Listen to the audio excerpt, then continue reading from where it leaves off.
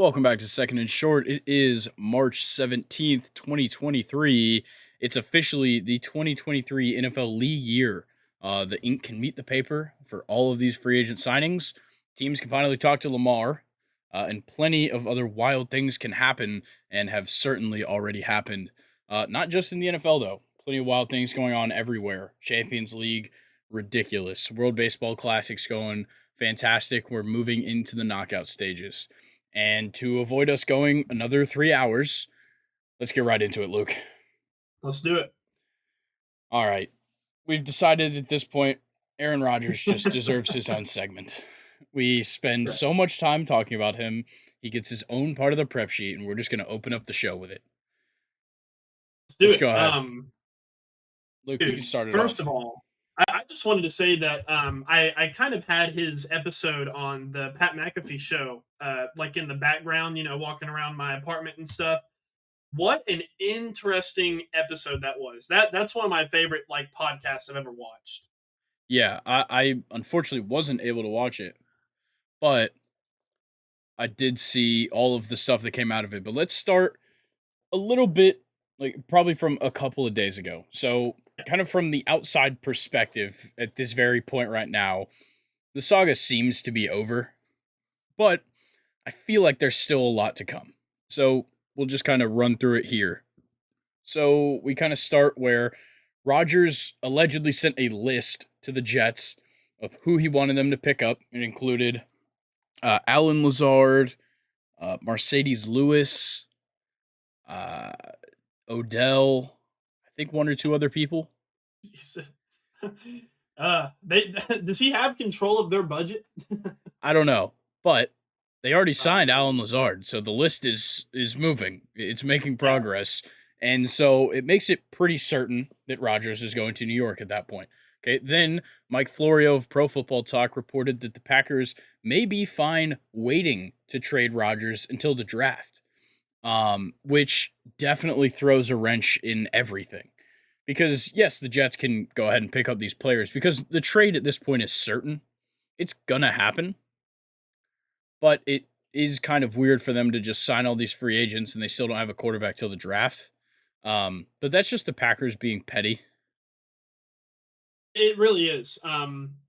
He actually on the Pat McAfee show. At first, I just wanted to say that he denied sending a list. He said that that was like so far out of the realm of reality. He also said that going into the darkness, he completely thought he was like 90% retirement, 10% gonna play and come back for the Packers. Um, Also, before he went into the darkness, Packers and him, Aaron Rodgers and the Packers were on pretty good terms. When he came out, Rodgers said on the Pat McAfee show, it seemed like everything had changed, which kind of made his decision to go to the Jets a little bit easier. But yeah, the Packers, Grayson, I am really, really surprised at how they are handling Aaron Rodgers. Yeah, it is absolutely crazy. And now, starting with Wednesday morning, so just hours before he went on the Pat McAfee show, Tom Pelissero reported that the Packers and Jets are continuing to negotiate on the Rodgers trade, but they still haven't agreed on terms, and that the Packers aren't looking for multiple first round picks like the Stafford trade and the Russell Wilson trade of these past couple years. So people were kind of confused by this and why that they weren't demanding so much. You got to remember that Aaron Rodgers is 39 years old. That's a big difference from a Matthew Stafford or Russell Wilson. Matthew Stafford, when he was traded, was 33. Like, it's a big difference when a guy's 39 because you really don't know how much longer he wants or will play. That's a very good point. And, even to bounce off of that, Grayson, is he wasn't nearly at his best last season. Definitely could see the age showing. I don't know. I guess to kind of give you a question off of what we're talking about here, if you're the Jets, how long would you sign Aaron Rodgers to? I'd say 4 years. Whoa, 43 years old? Yeah. I think two. I don't Be know. I safe. feel like it's gonna be that like he's gonna have it's the whole thing I've said for a while is like a new place, new scenery. It's a breath of fresh air for people. I think Rodgers is gonna see that because I don't know, he's really like with the Packers, they've never really been like a young team. They've always gone out and gotten like veteran players. And yeah, like guys like Devontae Adams, Alan Lazard have been young throughout the process, but it never seemed like they were a young team. This Jets team is very young. And Super. I think that that's going to bring energy to Aaron Rodgers and bring kind of a youthful energy into his game that he hasn't had in like the past 5, 6 years. And that's a very good point. Personally, I would like to see it happen. I mean, we kind of saw it with Brady, where even though Brady's still, you could tell it wasn't Patriots Brady, but you could also tell that like it almost was like his regression was kind of halted, and maybe even kind of went backwards a little bit. He had some really good seasons with Tampa. Maybe it could be the same for Rodgers, but you and I both know Aaron Rodgers ain't Tom Brady. Yeah, that is for certain. Let's talk about really everything that was talked about on this Pat McAfee show episode, though. Seriously. So, 500,000 concurrent viewers were in the live stream to watch a future Hall of Famer, and Aaron Rodgers, confirmed that he is leaving Green Bay. So, he did exactly that. He said, "I made it clear my intention was to play for the New York Jets." That kind of riding off the back of so like exactly what you're just saying, how he wanted to play for the Packers, and it seemed like they turned on him. Luckily, Aaron Rodgers is very complimentary of Jordan Love. He spoke very highly of him, repeatedly said he has nothing but appreciation for Packers fans, everyone in the organization, and used the term bittersweet to describe the breakup between him and Green Bay. In quotes, they want to move on, and now so do I. So that makes me feel like he was kind of turned on. And I know that, at this point, with all the stuff that's happened, it kind of makes sense for the Packers to want to move on. But it, I feel like it shouldn't be at the expense of a Hall of Fame quarterback. Yeah. But and to bounce off of this, something else that he said that you don't have in here, Grayson, that I just kind of wanted to throw in there is the Packers. Aaron Rodgers brought up that the Packers have a history of doing this to their legendary older players. And he actually name dropped some guys like AJ Hawk, who was literally in the podcast with Aaron Rodgers, Jordy Nelson, Randall Cobb, Julius Peppers, Clay Matthews. Those are all guys, Grayson, that the Packers had that they just as they got older. Of course, Julius Peppers was mainly a Panther, but he had a Pro Bowl season with the Green Bay Packers, and the Packers. All these guys on the list, they have all one thing in common, and that's that when it got time for them to be older and close to retirement, the Packers just kind of gave up on him almost, and Aaron Rodgers joins that list. Another one being Brett Favre. And it's just kind of strange, and I didn't really realize it until Aaron Rodgers, brought it up that the Packers have a history of doing this to their players. Which seems surprising because we've always viewed the Packers as, like, look, they're the only team that is technically publicly traded. Their owners are a community of people. Their stadium is in the middle of a neighborhood. Like they are like a homegrown NFL franchise in a sense, and we've seen that, and it gives them an image of like this very like nice place to be, small market, small Yeah. like media idea, but when it all comes down to it, it's a business. And the way that they've seen it in, throughout the years is as guys are getting older, they're not going to play as well as they did. So ship them off, you know, though with some of those players, they burn their bridges. I think that for the most part, they've handled this Rodgers situation well. And I think that both sides, when it's all said and done, are going to be okay with how it goes. Yeah, I would agree. But I do want to kind of shit on the Packers because Aaron Rodgers also said that he wished the Packers would have just told him in person if they were thinking about moving on, which after they lost to the Lions, in the last week of football, they may have not known, that Aaron Rodgers that they wanted to move on from Aaron Rodgers. But I think what Aaron Rodgers may have said in the interview, I may have heard this wrong, but he had heard that it was brewing that he might leave. But the Packers, they never told him anything in person.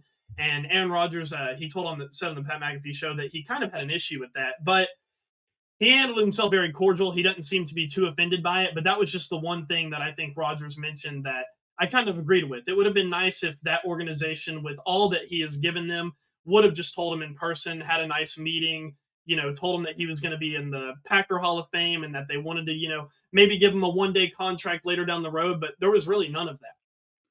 Yeah, and I think it was over the weekend, maybe the president of the Packers, I believe, I can't quite remember his name, um, made a statement oddly at like a state high school basketball game, I Oh, think. okay.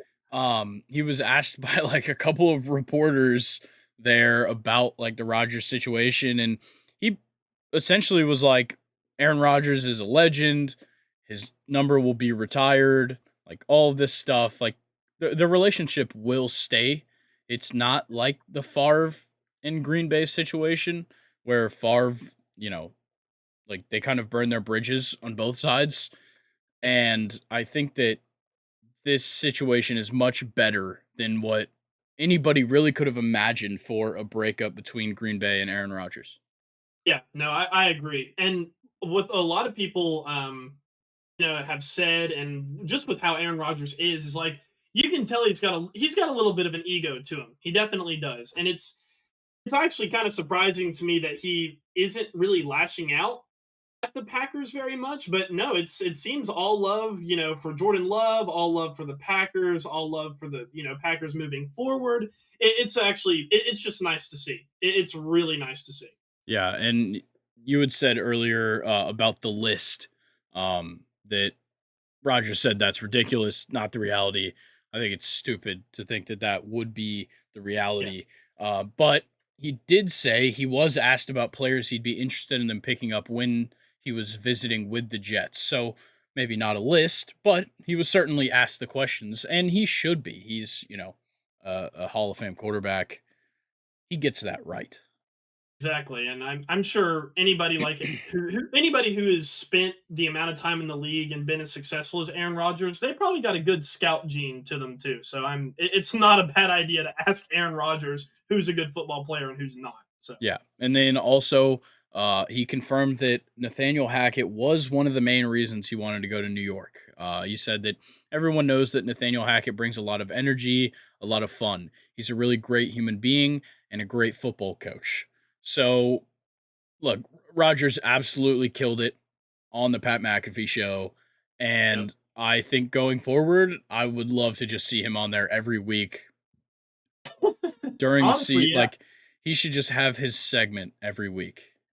Yeah, Pat McAfee, obviously a fantastic personality. AJ Hawk and all the other guys he has on there, just so good. And I want to, shout them out. 500,000 concurrent viewers. That's insane. I mean, it really just shows, how podcasting has grown. And that's an amazing feat, I feel like, for just sports podcasting in general. But Nathaniel Hackett, back to the topic. The Nathaniel Hackett topic was brought up in the Pat McAfee show, saying it was by Pat McAfee who said that they brought Nathaniel Hackett in for Aaron Rodgers, and Aaron Rodgers actually kind of got a little bit, he got a little bit snappy with Pat McAfee and said that that's like absolutely ridiculous, and it completely diminishes what Nathaniel Hackett can bring to the table. And just kind of goes to show Aaron Rodgers defending more of his Packer buddies.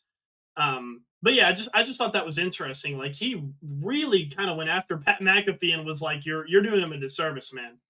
Yeah, So I think that that's mainly riding off the back of how connected Rodgers was to the Broncos last offseason, and then they hired Nathaniel Hackett, and then everybody was like, "Oh, he's got to be going there. Like this is bait."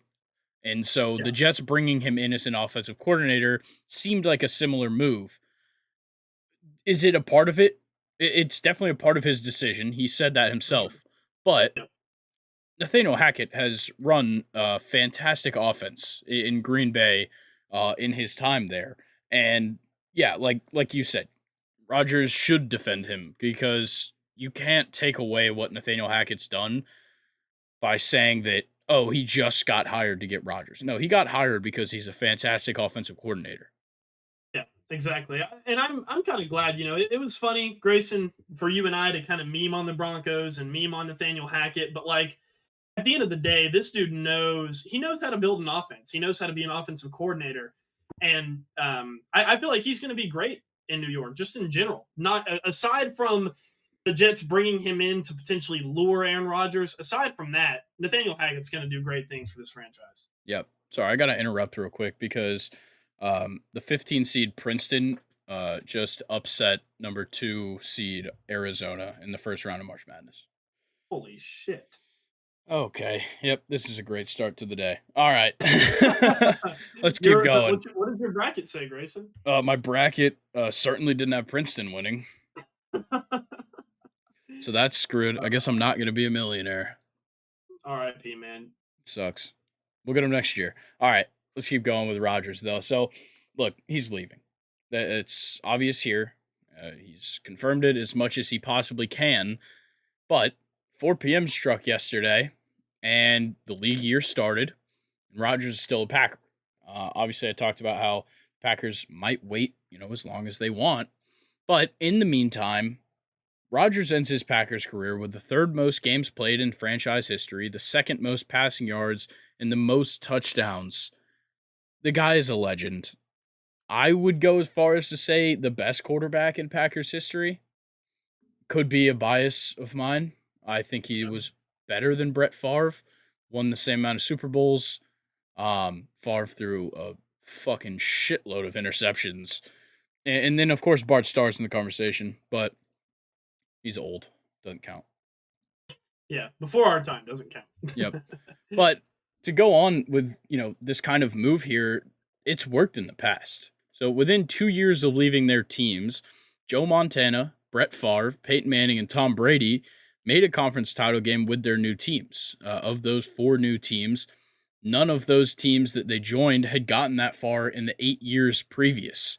So maybe this is a sign that the Jets could do something here. It seems like, and all 4 of these guys were pretty old when they made these jumps, and it seems to have paid out a bit. I know, Brady and Manning won the Super Bowls. I don't know if Joe Montana won a Super Bowl with the Chiefs. Dude, I didn't even know that he went to a conference title game with the Chiefs. I thought whenever he went to the Chiefs, he just kind of like flopped completely. But that's insane. Yeah, Wow. so, moves like this pay out dividends. And the last thing I want to talk about, though, with Rodgers leaving Green Bay, is that this leaves Dak Prescott as the longest tenured starting quarterback with a team in the NFL right now. Dang, that makes me feel so old. It's crazy. Like, Dak Wow. has only been the starter since 2016. Yeah, I know. That's Dang, dude. crazy. Yeah, that's ridiculous. That is absolutely ridiculous. Yeah, it makes us, it just reminds us, like, oh, yeah, like, Brady's gone and Breeze is gone, Roethlisberger's gone, Rodgers has moved, Philip Rivers is gone, Eli Manning's gone. Like, all of these guys are gone or have made moves from other teams, and Dak Prescott sucks, and he's the longest tenured. Yep, that is true. But yeah, Aaron Rodgers, dude, I would go as far as to say the best quarterback of my generation. He doesn't have the Super Bowls of Brady, but just look up a video of Aaron Rodgers throwing a football, and you'll see my point. Also, the 2010 Super Bowl against the Steelers, I would go as far as to say that's one of the best I have never seen a quarterback play like that before. That 2010 Steelers defense had defensive player of the year Troy Polamalu on that team, along with all the other guys that won the Super Bowl 2 years prior against Arizona, completely dismantled us. Yeah, Aaron Rodgers, he deserves everything, man. That guy, he knows how to play football, Grayson. We could say that. Yes, he sure does. Let's go ahead and talk free agency moves. We're not going to run through every single one like we did on Tuesday, but there was still plenty that happened since. So, just to kick it off, Jordan Poyer returns to the Bills on a 2-year deal. I think this is a huge surprise. It Yep. seemed to me like it was certain that he was leaving. It was rumored he was going to Miami. He's from there. He said something on Twitter about how nice it would be to not pay, like like have such high taxes. So it seemed like Miami was the spot. There was a couple other teams rumored as well, and now he returns to the Bills. It definitely caught me by surprise. Yeah, and I kind of thought, and we talked about it previously, that Jordan Poyer, not being re-signed yet, I kind of thought that it may have been the Damar Hamlin show. Kind of makes me wonder if them bringing him back, which obviously means that Micah Hyde would probably be the other free safety once he's healthy again next season. Kind of makes me wonder if the Bills are maybe starting to doubt Damar Hamlin's health, which I mean they probably should, with how serious it was against Cincinnati earlier last season. But I don't know. I really thought that Damar Hamlin might be the starter if he's healthy, but I guess the Bills just playing it safe, bringing back their stud. Yeah, I don't know if this is really questioning it. I think it's just a matter of look, Jordan Poyer and Micah Hyde are both outstanding safeties. Losing them is a bad idea, no matter what the case is. Whether you wanted to give Damar Hamlin an opportunity or not, these guys are outstanding, and to be able to have them on your team is huge. So I don't know if it's as much questioning Damar's ability as much as it is just trying to have the best players possible. Yeah, no, that's a good point. And then the Panthers made probably one of my favorite moves so far. They signed Miles Sanders to 4 years, 25 million. It's pretty cheap, I was about to say. certainly for Miles Sanders, and I think he could do some great stuff there. Yeah, me too. Carolina is just a really good team for him to go to. It's young. It's looking up, with their offseason and how it's progressed. And I mean, Grayson, dude, just played in the Super Bowl. You didn't get a bad deal or a bad player here if you're Carolina. In 4 years, $25 million. He probably could have negotiated more with a different team, but I like him landing in Carolina. That's a good spot for him. Yeah. And then former Chiefs offensive tackle Orlando Brown signed a 4 year, $64 million deal with the Bengals. And the biggest surprise here to me is that I feel like it should have been a higher number. Really? Yeah, I feel like he should be getting paid more. He's an outstanding offensive tackle. Yeah, maybe it's one of those situations where he's taking a pay cut coming into a team that they know they're going to have to pay Jamar and Burrow. Maybe he just wants to take a pay cut to make the team even stronger. Which I 100% commend and definitely respect that decision if that's the case. Yeah, that's I mean anything to protect your young quarterback. Orlando Brown is a stud. It's a shame he's coming to the AFC North, but that's a good pickup if you're a Bengals fan. Yeah, and then Levante David is returning to the Buccaneers on a 1 year, $7 million deal. This move is fantastic for the Bucks. Look, I know Levante David is getting pretty old, but you get, a former Pro Bowl, I believe all pro linebacker to stay on your team for a pretty cheap number. That's a great deal. Yeah, I like it. I want to say he was one of the captains on their defense last year. You're getting him for only 7 mil, like you just pointed out.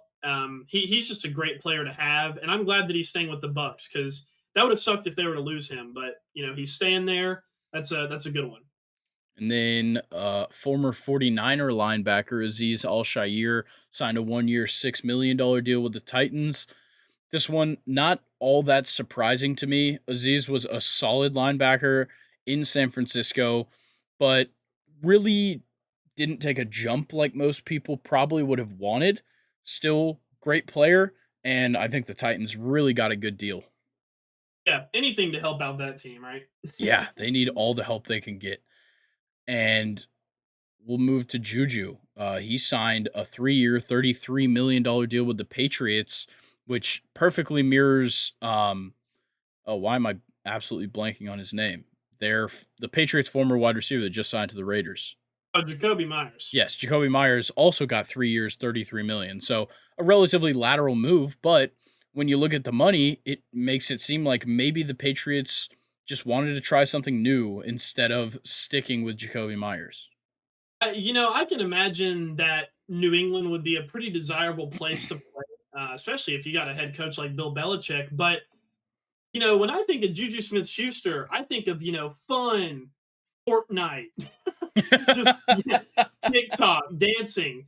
Bill Belichick, going to the New England Patriots is like joining the army. I don't think Juju's going to have fun. I don't think he'll re-sign with this team. And if you're a Patriots fan, I think the Patriots have lacked a wide receiver one since like Julian Edelman's last couple of years where he wasn't that good. Juju has never been able to amount to the same kind of level he had his rookie year. He played awesome under Antonio Brown. And I don't know, with the Patriots, I think you're kind of just bringing back another Jacoby Myers, honestly. Juju isn't going to show out for this team. He's not going to be one of the best in the league. I think the Patriots at wide receiver should have gone more aggressive, but hey, Juju's a good player anyway. I don't know. What do you think, Grayson? I think that it was probably a matter of they didn't have a good enough package to pick up D Hop, and they just had to go for the next best, which personally, I would say the next best is Odell, but Odell's going to be pretty expensive, is the way it's looking. So saving a little bit of money, picking up a wide receiver, it's obviously a need. I don't have a problem with the deal, but I do agree with you. I don't think Juju's really going to move the needle in New England. Exactly. And I mean, you said it yourself, and honestly, I think you put it perfectly. It's only a lateral move. Your team doesn't get better, it doesn't get worse. Juju will probably give you the same as Jacoby Myers, which wasn't, it wasn't enough. It was good, but it wasn't enough. I don't know. I don't really like this move that much, but I mean, at least you're kind of just replacing the same player, I guess. Yeah. And then the former Colts wide receiver Paris Campbell signed with the Giants on a 1 year, $3 million deal. This one's not big, but it's just, again, the Giants addressing a need. Paris Campbell's a pretty solid wide receiver, more of like a wide receiver three. He runs that position well. He's got pretty secure hands. And that's what you need out of a guy who's not really going to be a game changer. It's just a guy who can be reliable. And I think Paris Campbell is just that. Yeah, I like this move a lot. 1 year, $3 million. That's going to be super cheap for I think what Paris Campbell can offer. Isn't a lot, but it is positive. It is positive things. You have guys like Isaiah Hodges on that team. Richie James, I think, is the other guy, and Darius Slayton. Paris Campbell's right around the same skill level of those guys. He'll see the field, and I think they got a pretty decent player for pretty cheap. Yeah. And then the Commanders picked up Jacoby Brissett on a 1 year, $8 million deal.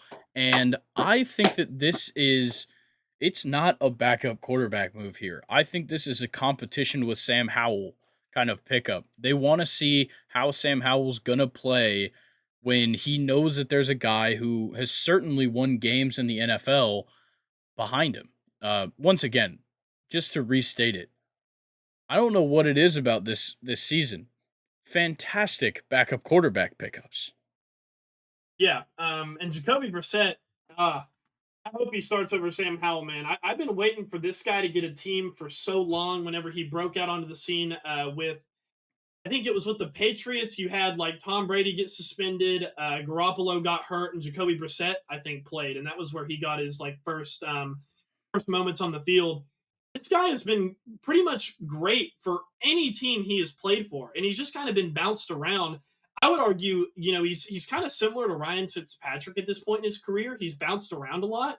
Jacoby Brissett has, in my opinion, had a way more of an impact than Ryan Fitzpatrick ever had on any of his teams. Jacoby Brissett is a highly, highly underrated quarterback, and the Commanders got a good one. Yeah, and a great deal here for him as well. With only 8 million, I could certainly see him re-signing with the Commanders. I could too. And then let's see, Falcons corner Isaiah Oliver signed a 1 year deal with the 49ers. This one is primarily a fill-in move because 49ers cornerback Emmanuel Mosley signed a 1 year deal with the Lions. So the Falcons have already started to address the secondary. It's likely they go corner, possibly in the second round in the draft as well.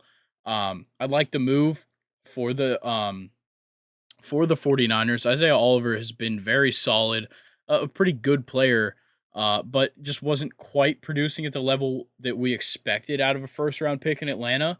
So, hopefully he can do good things for the 49ers, but I don't blame the Falcons for letting him go.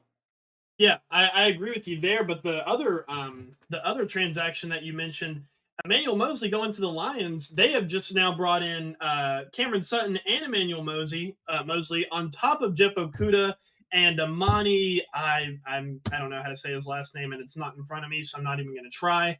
It really seems like the Lions are trying to address their defensive back issues that plagued them last season. And Emmanuel Mosley is a great pickup for the Lions. It's just one more decent player to add to the secondary, and I like it. Certainly. All right, Luke. Once again, I've done it. I called it You've done it. again.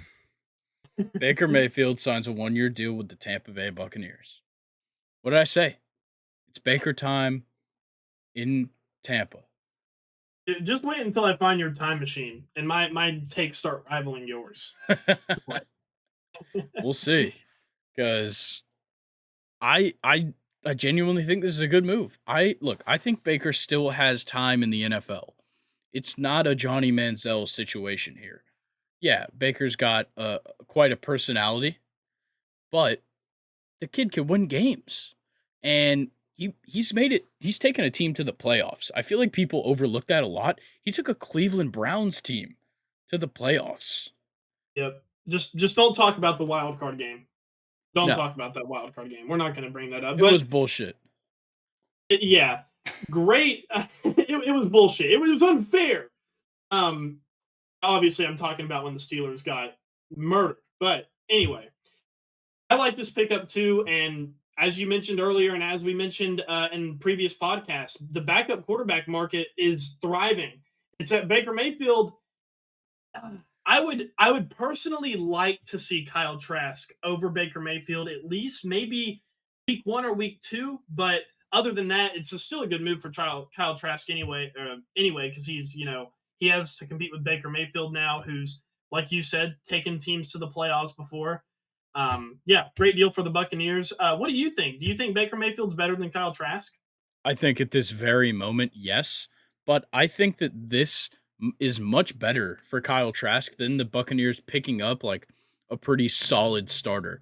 Because look, Kyle Trask has backed up Tom Brady his whole career. And it's pretty hard to compete for a spot when there is zero spot or zero competition to be had. Yeah, Um, so when Baker is there, Kyle Trask actually has somebody to compete with for a starting spot. So that'll kind of show us, what kind of quarterback is Kyle Trask? Is he gonna, get his ass in check, really work on himself, become a starting level quarterback and beat out Baker, or yeah. is he just gonna accept the fact that he's not gonna start? Yeah, and it's good for Kyle Trask in the sense where now he doesn't have to give water to Tom Brady. Now he can actually throw the football and work on his skills, compete with Baker. I would really like to see Kyle Trask next season, but I think it'll probably be Baker at least now. What it looks like. All right. And then the Saints pick up probably my favorite free agent of the offseason, Jamal Williams, on a very small deal for 17 touchdowns last season. 3 years, 12 million. You're paying a guy that got 17 touchdowns last year, $4 million a year. Yeah, and who did he get? He broke their franchise record, Grayson. I want you to say it. Who did he beat? He beat out Barry Sanders. Exactly. 3 And different you're years of Barry Sanders he beat out. yeah. And you're talking 3 year, 12 million, and he now gets to sit behind AK. This is such a good move for the Saints. But if you're Jamal Williams, you need to be RB1 somewhere else, man. I get it. Like, now we're in a league where it seems like almost every team is looking for a second running back instead of one guy to do it all, which I personally enjoy. But I would have personally liked to seen Jamal Williams get a bigger contract and be an RB1 somewhere else. But hey, if he's fine with being a goal line guy, then and poaching touchdowns, more power to him. But the Saints got a really good player. But yeah, I would have liked to seen Jamal Williams go somewhere else. Yeah, well, it's a fact that Alvin Kamara could not find the end zone last year, so they certainly needed to help him, and this Sure. is probably your best option to help him. Yep, I agree. And then the Lions replaced Jamal Williams with David Montgomery, 3 years, 18 million. So you end up paying more for David Montgomery than what Jamal Williams took with the Saints, and I'm really starting to question where the Lions' head was at. Yeah, me too. David Montgomery did not have nearly as good of a season as Jamal Williams did, but hey, the Lions, kind of just looking at them last season, they're a great team to be on if you're a running back. Maybe David Montgomery will flourish much more than Jamal Williams did on the Lions. I doubt it, but David Montgomery's still a good back in his own right. All right, Luke, was there any other signings you saw that you really liked?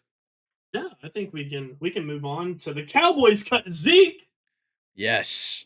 And let me tell Oh, you, my favorite part about this is that I've got a prediction. uh-oh. Ezekiel Elliott will be playing alongside Mr. Josh Allen in Buffalo. Wow. I like that take. I think it fits. They need like a workhorse type running back. And that is exactly what Ezekiel Elliott is. Yeah, I think. Do you think Ezekiel Elliott's an upgrade from David Singletary? Sorry, Devin Singletary. Um, yes, in It's hard to say, potential. I think.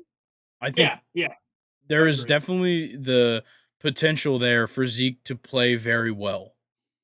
And what I also question here, though, is on the Cowboys side, is this giving Tony Pollard the keys to the running back position, or are they also going to be eyeing somebody else? Yeah, which you and I actually, texted about it yesterday. Personally, if I'm the Cowboys, don't go into the free agency. I think you're just kind of you're wasting money if you get a running back in the free agency. I would like to see them try to get a running back second, third round, or shit, just even rock with Pollard for the year. I mean, Pollard has proven that he can be the guy. He rushed for 1,000 yards for the first time in his career last year, I believe. He definitely deserves to be RB1 in Dallas, but with how the Dallas Cowboys have had Ezekiel Elliott and Tony Pollard for many years now, I can't help but think that the Cowboys would like to get someone behind Tony now. Yeah, I think that Devin A. Chain would be a great pickup in the second round for him. Yeah, I like that. All right, let's talk about Darius Slay because he obviously wants out of Philly. He's essentially said, like, thank you to Philly for all of my time here, blah, blah, blah. So, but like he's on the team. Yeah, Um, it's yeah, interesting. He's obviously conversing with other teams about trades. I'm sure Philly has probably given him that um, permission. But Trey Young, Atlanta Hawks point guard, tried to recruit him on social media. He tweeted at him, it's just like ATL question mark, bunch of fire emojis. I think. Um, I would love to see big play Slay in Atlanta. dude. Alongside AJ Terrell and Darius Slay, 32 years old. He's actually from Brunswick, Georgia, which I thought was really cool. He would be great for AJ Terrell. Kind of like on a smaller scale, but sort of similar. Patrick Peterson will mentor whoever the Steelers draft. Because, like I've said, I know it's 100% a cornerback. At least it needs to be. Darius Slay can kind of be that for AJ Terrell, which is something that AJ Terrell hasn't really had in the NFL. I think that could be great, mutually for both sides there, AJ Terrell and Darius Slay. And it'll be great for the Falcons. But Grayson, I think he's expected to stay. I think that there's another team in the conversation that might be more enticing to him than staying in Philly or going to Atlanta. And it's because there's a franchise that's a little bit closer to Brunswick than Atlanta, Yeah, the that is Jacksonville true. Jaguars. Yeah, and they just lose Griffith, Yes, they did. so you got to hold a fill there. Darius Slay could be the guy, but at 11:05 p.m. last night, he tweeted "Back like I never left, run it back" with an Eagles emoji. Oh, well, shit. Didn't see that. Yeah, Well, that sucks. I was really hoping he'd go to Jacksonville. not Atlanta. Now, like, okay, I'd love to have him in Atlanta. I think he would be so good in Jacksonville. Okay, yeah, I like it. All right, Austin Eckler, speaking of trades, requested permission from the Chargers to seek a trade. I believe that has been allowed. He tweeted thanking the Chargers, blah, blah, blah. So here's another running back that is on the market. This is amidst a bunch of people talking about Derrick Henry possibly being shopped. The same for Nick Chubb. Austin Eckler is certainly a fantastic running back. We talked about him uh, on our running backs list, or at least you did. I didn't have him on my list, but he's not just a running back. He is certainly a force in the receiving game. And I think that any team that could trade for Austin Eckler certainly should. Is there a Yep. particular landing spot that you might have in mind? Ooh. Hmm. I like I like Baltimore for Austin Eckler. Hmm, interesting. It may seem a little bit unfeasible with where Baltimore's at with all of their negotiations and free agencies and all that, but this dude, look, I talked about him on my top 10 list. 915 rushing yards, so he was under 1,000, but he had 107 receptions for 722 yards. The Chargers, man, Grayson, I understand they're in cap hell, but this is not the entire reason that these trades are even happening for Austin Eckler. The entire reason that he's allowed to talk to other teams is because the Chargers are in cap hell and could not secure him on a long term deal. I completely understand Austin Eckler wanting to leave this situation, but if you're the Chargers, man, oh my gosh, hands in the face. That's all I can say. You have to keep your running back that caught 107 passes. You have to. And I don't think he's going to stay, man. I think Austin Eckler's done. No, I think he's gone. And my ideal landing spot for him is Chicago. Yeah, okay. That one's better than what I said. Yeah, Chicago Because is much more realistic too. yeah, at the moment, their starting running back is Khalil Herbert, who certainly is pretty good, but behind him, Travis Homer and then Treston Ebner, two guys I've personally never heard of. And I think that Austin Eckler with Justin Fields would be ridiculous because we know how much Justin Fields likes to run around, make things happen. If you've got a guy out of the backfield that can catch a pass and make something out of nothing, like Austin Eckler, he would pair so well with Justin Fields. Yeah, I also just wanted to point out that Austin Eckler also had 13 touchdowns, which was tied for second. 13 rushing touchdowns, that is. It really doesn't get much more versatile than him. He also had 5 receiving touchdowns too. So just a complete monster. Chicago would be entertaining. DJ Moore, Justin Fields, Austin Eckler. Shit, be Yeah, awesome. certainly. And let's talk about Jalen Carter because he had his pro day the other day, and it was hard to watch, honestly. He weighed in 9 pounds heavier than what he weighed in at the combine just a couple of weeks ago. He couldn't even complete his drills. And meanwhile, he just pled no contest to his misdemeanor charges. This resulted in 12 months of probation, a $1,000 fine, and 80 hours of community service as well. He will attend a defensive driving course. This does leave the state with no way to bring additional charges, so getting it settled now, great idea. But what is going on with him right now? Obviously, this has brought a ton of stress into his life because just weeks ago, he could have gone number one overall. And he was driving too fast. And now he's put himself in a horrible situation. But gaining 9 pounds and not being able to complete your drills, like that's embarrassing at that point.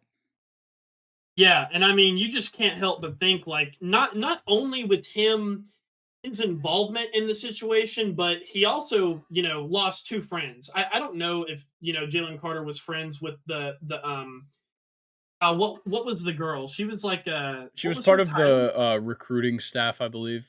Okay. So I don't know if Jalen Carter was, friends with her, but I'm sure that they were all, an acquaintance and, friendly with each other. And I'm sure, that probably fucked him up a little bit on top of the fact that he was there. He, kind of played a part in it as far as like, I want to say he was just also like racing and driving fast.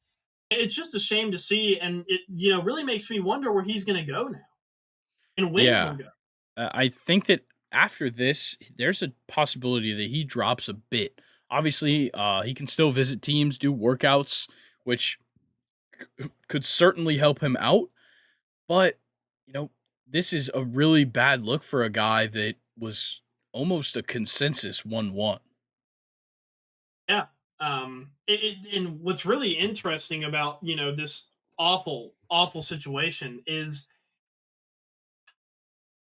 if he goes second round, Grayson, what I think will happen is teams will that have kind of an idea of what they want to do in the second round. If Jalen Carter's still there, I mean, if Throw it Jalen out the Carter's window. still there in the second round, yeah, I don't want the Steelers to take O line or whatever they're predicted to take in the second round. I want them to take Jalen Carter. Right? Y- And I'm sure a lot of fans of other teams would want them to do the same thing. And I'm sure GMs and head coaches would happily take Jalen Carter over what their plans were. So I think, if he slips that far, Grayson, we're going to see a lot of teams kind of shake up what they want to do and who they're going to take. Yeah, I think honestly it'll happen in the first round. I think that even if he does get passed up by a couple of teams, somebody's going to be like, "Well, shit, we can't pass this up," and just go ahead and take him. And it might Exactly. shake up the rest of the draft. There's really no telling right now where Jalen Carter could land in the draft, but I feel like at this point it's pretty obvious that with this move that they've just made legally, by taking the no contest and just taking these charges, it's helping him out. Because if anything else got brought on the table, he could see himself dropping far, like very far. And with the way it's ended, because this is over, technically, this whole situation is technically over. Nothing else can be brought onto him as a result of this. So I don't know. I think this was a good move for them, and it'll keep him in the first round. Yeah, I think with how horrible this situation has been for obviously the families of the people that passed away, but for Jalen Carter, I feel like with his mistakes, he's really handling them well, and he's definitely keeping headstrong on wanting to get drafted and wanting to get drafted. It's still pretty high.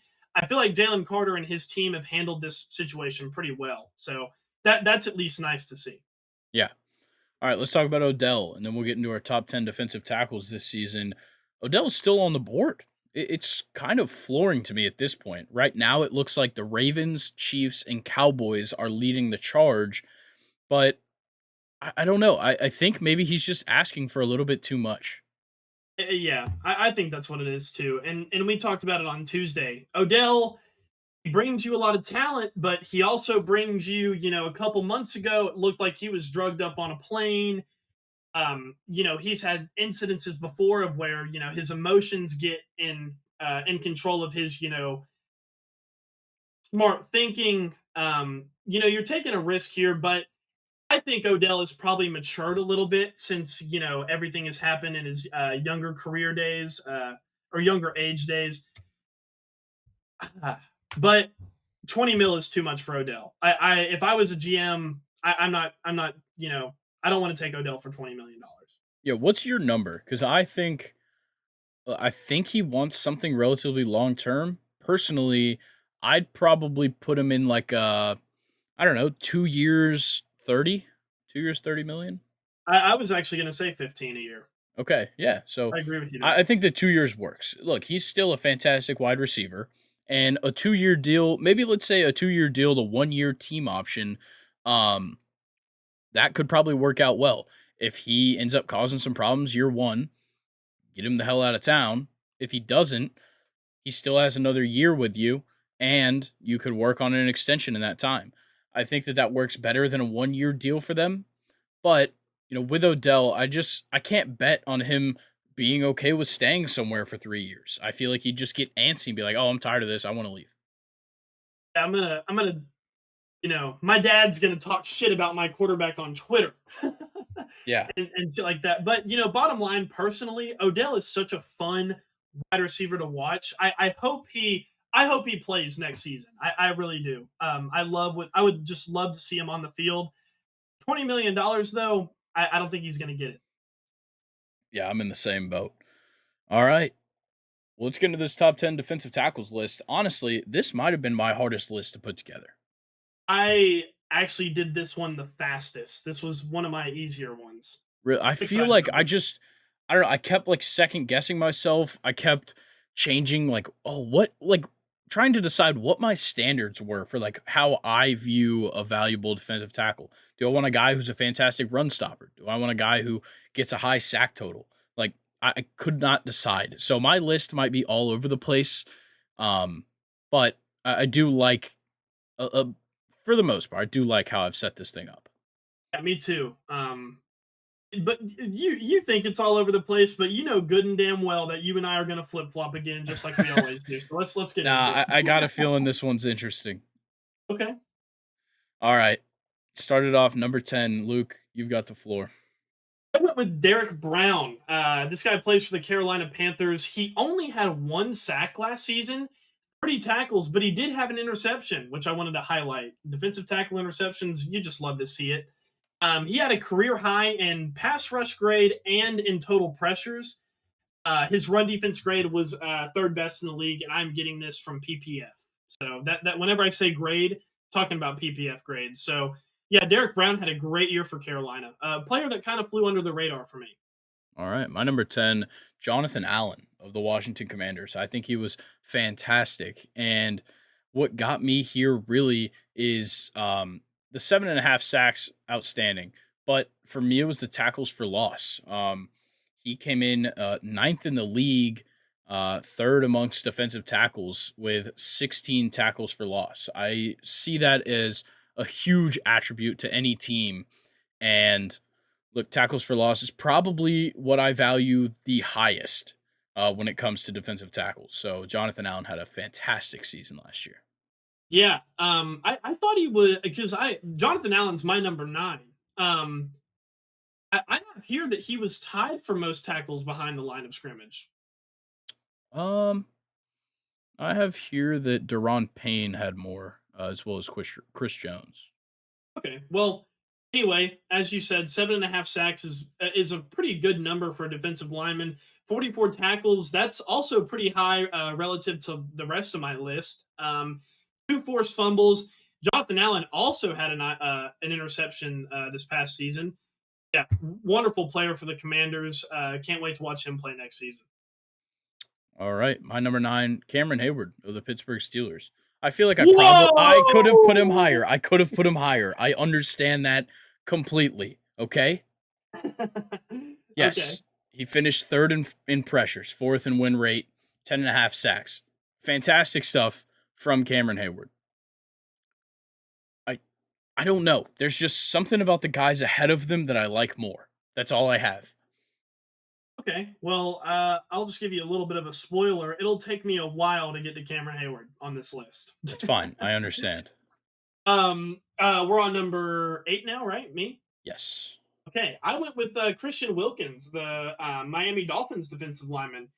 He had 3.5 sacks, but 59 tackles. That is a super high number relative to the rest of this list. He also had two forced fumbles, just like Jonathan Allen. But the stat that I like here the most, he had 7 batted passes, which was tied the most in his it was tied for the lead in his position.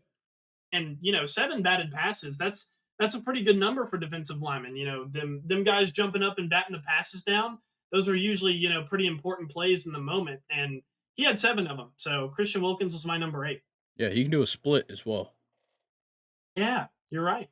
And all right, my number 8, DeForest Buckner of the Indianapolis Colts. I just think that even if the stats weren't fantastic, yeah, he did finish fifth in pressures. He had 47 stops, that ranked second in the entire NFL. But when it comes to him, I think it's just the way that he gets to the quarterback that enamors me. He is a game like a watch him play kind of player, and that's how you'll know how good he is. Because at his build, he certainly should not be getting up and beating guys high like he does. He's 6'7", but huge arm over move, huge swim move. He's slippery. Like he gets through the line so well. Obviously, that attributes to the pressures and the stops. I just think DeForest Buckner is a fantastic defensive tackle and has continued to be throughout his career. And that was my number 7. DeForest Buckner with 8 sacks, which is, once again, a really good number for an interior lineman. 44 tackles. He had 2 forced fumbles. And as you brought up, he was tied for fifth in his position with 56 total pressures. Forrest Buckner, ever since he's been in the league, he's been consistently one of the best. And he was one of the best last season. He made my number 7. All right. My number 7, Javon Hargrave of the 49ers, but the Philadelphia Eagles last season, just an outstanding player when it all comes down to it. He just the sack numbers, a huge contribution with 11 to his team's, what was it, 70 Okay. and 60 total tackles, 4.5 stuffs. Um, a great player all across the board. He forced a fumble as well. Javon Hargrave is outstanding and just got paid this offseason. Take a wild guess at who I have at number 6. Probably Javon Hargrave. It's Javon Hargrave. 11 sacks was actually his career high, too. I wanted to highlight that. Started out with the Steelers. I liked him then, but every team he's gone to since the Steelers, he has just only gotten better. He's an amazing talent. So he had 37 tackles. I have the solo tackle stat. I didn't add like total tackles. So whenever we talk about tackles, I have solo. I just wanted to put that out there. You mentioned the one forced fumble. That's always nice. And the only stat that I really wanted to add to what you said is he was the highest ranked defensive player going into free agency. That's pretty impressive. Yeah, that's huge. All right. My number 6 is Deron Payne, the second commander on my list. 11.5 sacks, 18 tackles for loss. He had 32 solo tackles, 64 total tackles. The guy is a beast. He forced 2 fumbles as well. Or sorry, he did not force any fumbles. I was looking at the wrong guy. But Deron Payne, regardless, was fantastic this year. He did recover a fumble. He also somehow defended 5 passes, but also picked up 8 stuffs for 14 stuff yards. Wow. Deron Payne was unstoppable on a very strong defensive line of the Commanders last season. Yeah, that was a player that I forgot to put on this list. I do 4 not have years, Deron. 90 million. Yeah, he did get paid too, but you said 11 and a half sacks? Indeed. Monster, monster, monster. And he had 5 batted passes. That's crazy. My number 5, despite missing 6 games, was Aaron Donald. Dude still ended up with 5 sacks, 27 tackles, 1 forced fumble. But I wanted to highlight here, he was rated number 1 in WAR in the NFL, which is actually still it's a stat that I'm still learning about, but in the NFL it's actually, it can be kind of a big deal. Yes, certainly. But yeah, despite missing his 6 games, he was still number 1 rated in the WAR stat. So Aaron Donald, still had a great season. Luke, you just taught me something. I did not know that there was war in football. Yeah, I actually talk about WAR a lot on this list. All right. Yeah, Yeah, I had no idea that there was wins above replacement in football, but I love that, and I'm definitely going to start paying attention to that stat. heck yeah, All right, we're at number 5. yes, sir. All right, my number 5 is Dexter Lawrence of the New York Jets. Dude's an animal. It's, cut and dry. He's an animal. And he's still on his rookie contract, which is crazy. A huge, like, he's kind of coming out of college. He was underdeveloped as a pass rusher and run defender, but with the New York Giants has been absolutely fantastic. Just a giant guy, a huge run stopper. Finished second in pressures for the season. But the run defending ability of Dexter Lawrence is huge here, and at 340 pounds, he's a scary guy. And which leads me to my number 4, which is Dexter Lawrence. 7.5 sacks, 35 solo tackles, 2 forced fumbles. And to kind of bounce off the last topics that you just said, on my list, or actually, uh, let me back up. PPF had him graded the highest in run defense and pass rush. What more could you want from your defensive lineman? I mean, Dexter Lawrence is, he shit on everybody that he played against last season. So he was my number 4. Okay, I just want to clear something up real quick. Are you saying PPF or PFF? I've been saying PPF. Okay, because I believe you're talking PFF. about Pro Football Focus. Yeah, I am talking about Okay, PFF. My bad. I was just checking because I was a Thank little you bit for correcting confused. me. Yes, thank you. All right, my number 4 is Jeffrey Simmons of the Tennessee Titans. This guy's a rare breed, honestly, and I might have overhyped him here, but 53 pressures, 7.5 sacks, a fantastic run defender, and he isn't really like a giant. Like obviously he's a huge human being. He's a defensive tackle in the NFL, but outrageous just like hand strength. He does it all with his arms and just absolutely punishes interior offensive linemen. I that was another guy that didn't make my list, but he almost did. Deron Payne complete like didn't even look at him. Completely forgot about him, but Jeffrey Simmons almost made my list. Definitely the best. Like probably what would you say? Second best player on that Titans group? Yeah, yeah, I'd say. Yeah, has to be. My number 3 and should have been I you need to move this guy up. Cameron Hayward. 10.5 sacks, 39 tackles, one forced fumble, but top 5 PFF, thank you, Grayson, grades in run defense, total pressures, and war, all at the age of 33 years old. He has shown no signs of regression, constantly solid, constantly underrated. Cameron Hayward's my number 3. Look, I got to defend myself here again. Like I said at the beginning, I was not confident whatsoever in what I valued here. So Yeah. my list is all over the place. I certainly should have put Cameron Hayward higher. I kept moving him down for some reason. I think he started in my list at number 5. And Oh, I wow. just kept being like, "Oh, I really like this guy," and just put him over him. So that's kind of what happened. But my number 3 is Aaron Donald. I know he missed what, Wow. 5 games? 6 games, but 6 you games? you usually like I to not know. include the guys. I told you my standards were all over the place here. The guy's fucking undeniable. Yeah. And look, like he's just like an astronomical talent. The guy is crazy.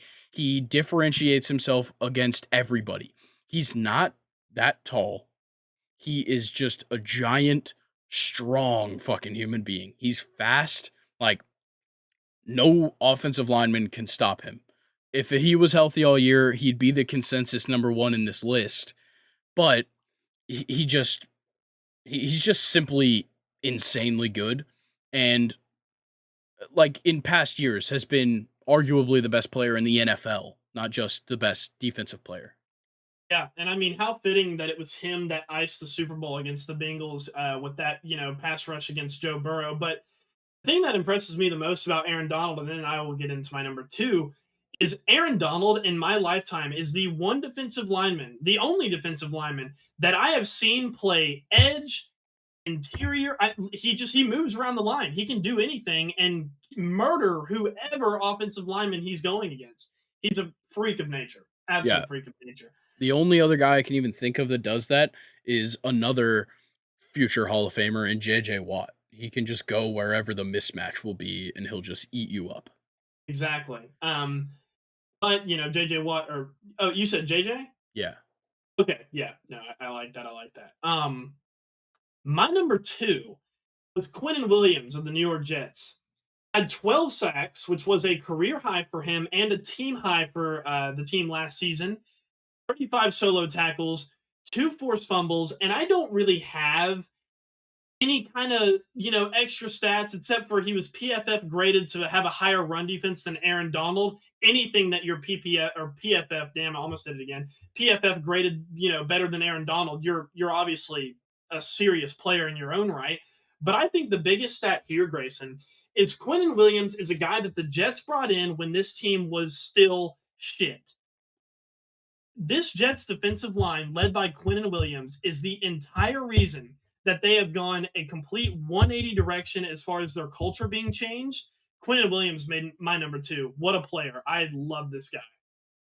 Well, that's why he's my number 2 as well. I absolutely love Quentin Williams. Not just the football player, but the personality as well. The interview where he sneezed and blessed himself.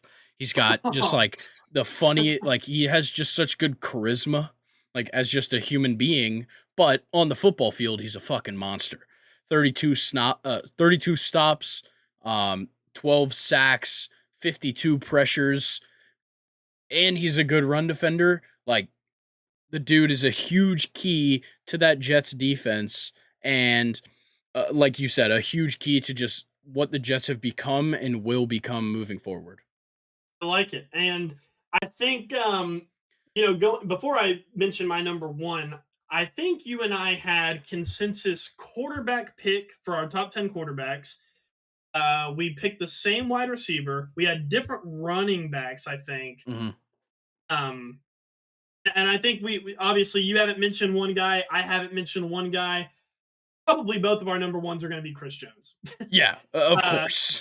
Yeah, 15 and a half sacks, which actually I learned tied a career high for him, which is insane. The fact that he's done this twice, unbelievable. That was tied for fourth among the entire league, which is insane that a D lineman is even top five, in my opinion, let alone an interior D lineman. He did have 30 solo tackles, but a career high with 44 total tackles, two forced fumbles, and the only kind of note that I have on him here is no interior lineman needs to have 15 and a half sacks, but this dude is an absolute dog. He had two sacks in the AFC Championship game. Big game player, Chris Jones. I love this guy. He is fun to watch. Yeah, he's absolutely insane. On top of it, 17 tackles for loss. He had 103 sack yards. Oh my If god, he sacked you from the 1 yard line, he'd have got a safety. he'd be in the crowd, dude. Like the guy is absolutely insane. And he forced two fumbles. He had a fumble recovery, four passes defended, the 30 solo tackles. I believe he was the runner up for Defensive Player of the Year, only behind Nick Bosa. The guy is fucking crazy. Yeah. And I remember whenever we were doing our defensive player of the year predictions or who we'd like to see get it, before making this list, I did not think that Chris Jones. I remember, I was pondering the fact that he was one of the three guys that was up for the award. After kind of doing some research on him for this list, I feel like an idiot. And I'm going to go back on what I said. This dude is one of the best defensive players in the league, if not the best. Yeah, I mean, what more can we say? He's just fantastic. Yep, a ridiculous guy. And he's only 28. He's got plenty of time left. Plenty of time. All right, Luke. I think this was probably our most different lists here across all of the positions we've done. I was Really fun. Really I fun. remember just a couple of weeks ago when we talked about, what was the next step after tight ends. We decided to do defensive tackles. We weren't sure if we wanted to do 5 or 10. We could have done 20. Yeah, no, I completely agree with you. Like there's so many guys that each of us left off these lists. Like we could have gone real deep on defensive tackles, but I'm very happy with both of our lists. Yeah, yeah, and we actually still went similar too, which is Yeah. still funny. All right. Well, let's talk a little bit of baseball. World Baseball Classic is Oh yeah, in full swing. The group stages are over. The pools have been set, and actually, there's already been two of the quarterfinals played. So we'll start here. Cuba beat Australia 4-3 to move on to the semifinal. And I'm kind of surprised it was this close, but Cuba has been surprising people all throughout the tournament. They were fantastic in their first game. They've really shown like they don't have a ton of MLB talent here. A lot of guys playing in Japan, which I've explained on past episodes that Cuban players can't just sign an MLB contract and just move to America. But they do have an agreement in Japan where they can do that. So Cuba has a lot of underrated athletes just across the board, and the fact that they are now moving into the semifinal out of a group that was so strong as well is very impressive. yeah. I like seeing Cuba do well, but they will have to play the winner of USA versus Venezuela, which I mean, those are just two. I feel like heavyweights that are going to clash here. What a game this is going to be. Yes, I cannot wait to see Ronald Acuna take on the U.S. team. It's going to be a fantastic game. Saturday, 7 p.m. in Miami. The crowd is going to be going nuts For for that sure. one.